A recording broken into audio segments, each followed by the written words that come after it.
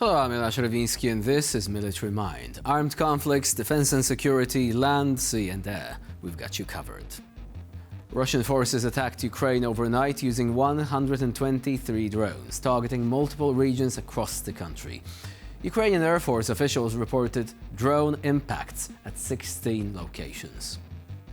Now, the strikes caused damage in several regions. In the Zaporizhia and Sumy regions, 6 people were wounded following Russian attacks. Russian forces also used guided aerial bombs to strike civilian infrastructure in the Sumy region, damaging a kindergarten and residential buildings. In the Chernihiv region, Russian attacks hit 2 agricultural enterprises, setting fire to grain storage facilities. In addition, in Kherson, 1 man was wounded while he was outside during a drone strike. Meanwhile, the conflict continues to affect not only Ukrainian territory. In the city of Tuapse, a fire broke out yet again at an oil refinery following a drone strike. No casualties were reported.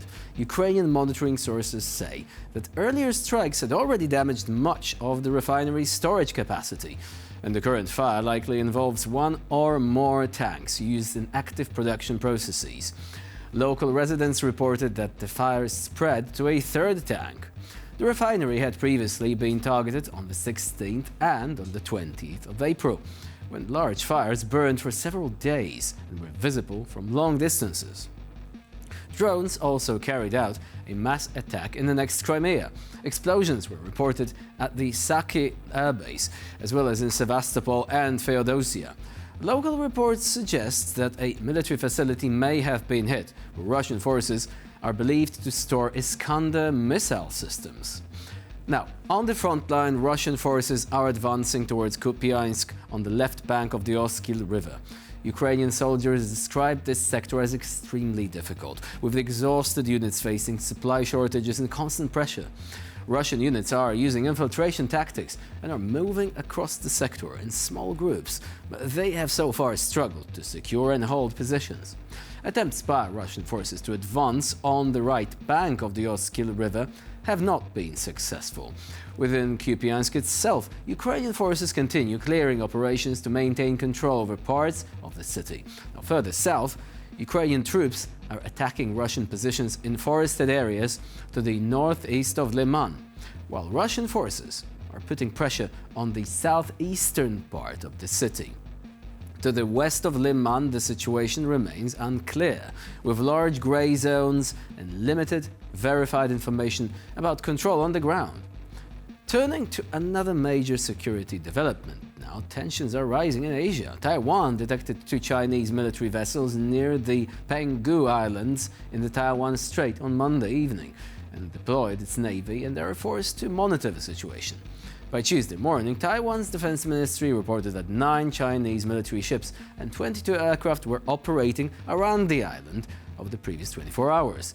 China's defense ministry did not immediately respond to requests for comment. Earlier this month, it stated that its regular military activity around Taiwan is fully justified and reasonable, and blaming rising tensions on the government in Taipei. Even in the most technologically advanced war, people remain at the heart of action, their courage, their pain, and their camaraderie. Evacuation in modern conditions is an extremely complex operation.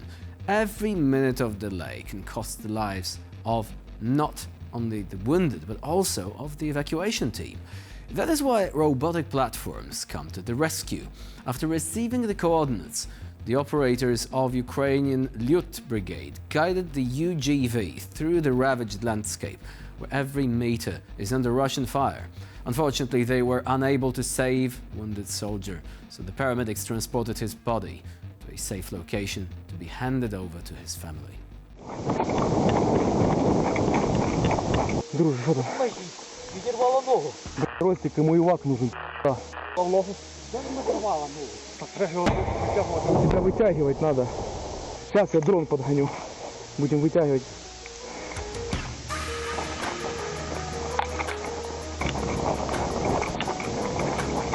Короче, миссию отменяем. Сейчас будем его вытягивать. Сейчас узнаю, какая бригада, я выйду на связь. Сейчас я быстро НРКшку перегоню.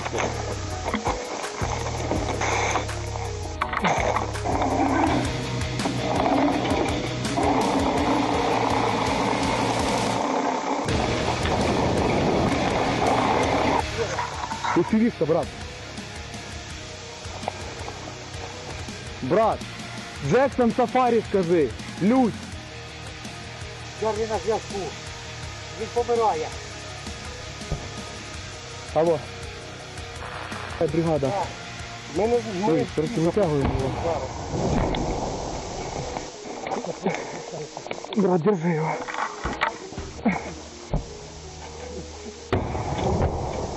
Собирай, где его там, документы, зброя. Документи прийду. Все, вытащим. Так, давай хоть посмотрю, что у тебя целый ты хоть.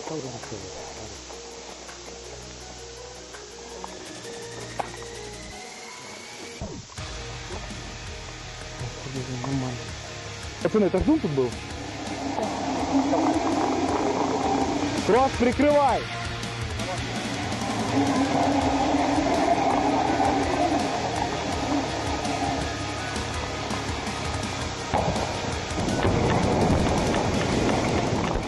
In the Pakrovsk sector, the fighting has reached a stage where every meter of ground is concrete and steel.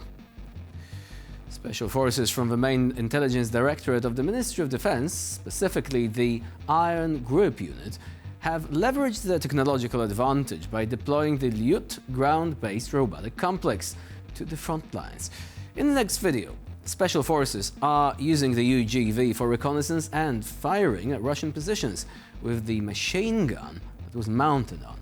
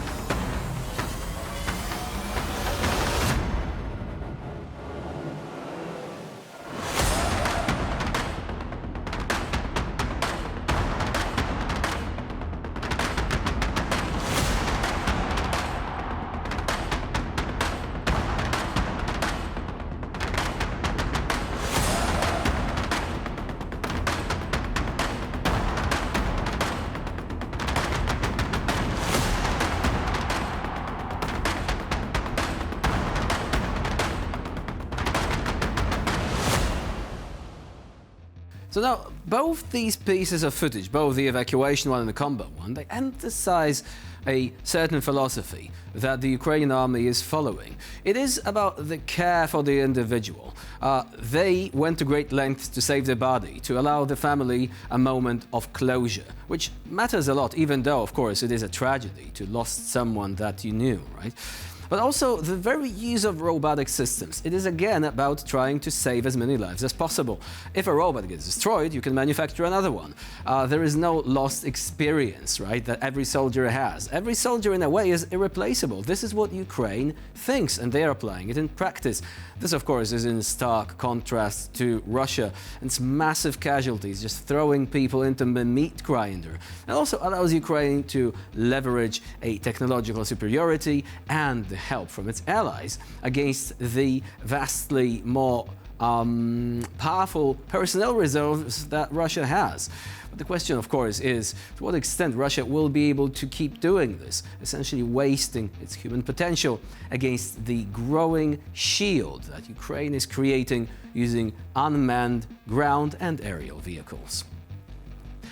And with this, we conclude this episode of Military Mind. Please stay with us here on TVP World for more latest news, updates and commentaries.